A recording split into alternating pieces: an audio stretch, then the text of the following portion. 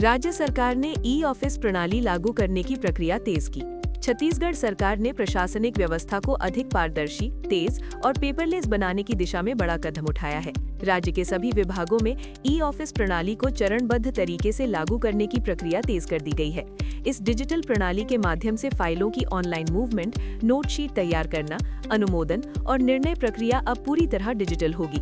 इससे न केवल समय की बचत होगी, बल्कि फाइलों के अनावश्यक लंबित रहने और भ्रष्टाचार की संभावनाओं पर भी अंकुश लगेगा। सरकार द्वारा अधिकारियों और कर्मचारियों को ई-ऑफिस के उपयोग के लिए विशेष प्रशिक्षण दिया जा रहा है। IT विभाग इस सिस्टम की मॉनिटरिंग कर रहा है ताकि तकनीकी समस्याओं का तुरंत समाधान किया जा सके।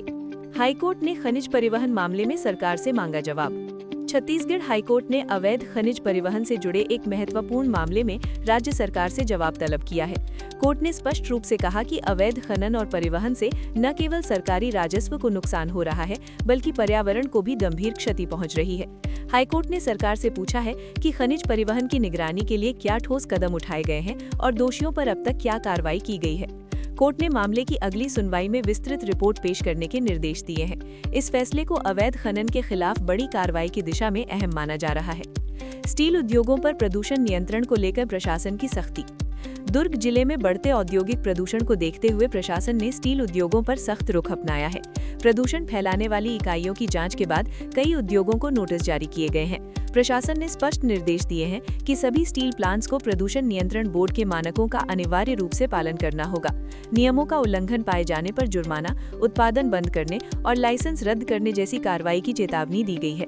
इस कदम से क्षेत्र में पर्यावरण संतुलन बनाए रखने की उम्मीद की जा रही है। भिलाई स्टील प्लांट की उत्पादन क्षमता बढ़ाने की मंजूरी। भिलाई स्टील प्लांट की उत्पादन क्षमता बढ़ाने की महत्वाकांक्षी योजना को मंजूरी मिल गई है। इस विस्तार परियोजना के तहत आधुनिक तकनीक का उपयोग कर स्टील उत्पादन में वृद्धि की जाएगी। इस फैसले से राज्य के औद्योगिक विकास को नई गति मिलेगी, साथ ही प्रत्यक्ष और अप्रत्यक्ष रूप से हजारों लोगों को रोजगार मिलने की संभावना है। प्रबंधन के अनुसार उत्पादन बढ़ने से देश की बुनियादी ढांचा परियोजनाओं को भी मजबूती मिलेगी। महिला स्व सहायता समूहों को नई आर्थिक सहायता। राजनांदगांव जिले में महिला स्व सहायता समूहों को आत्मनिर्भर बनाने के उद्देश्य से सरकार ने नई आर्थिक सहायता योजना लागू की है।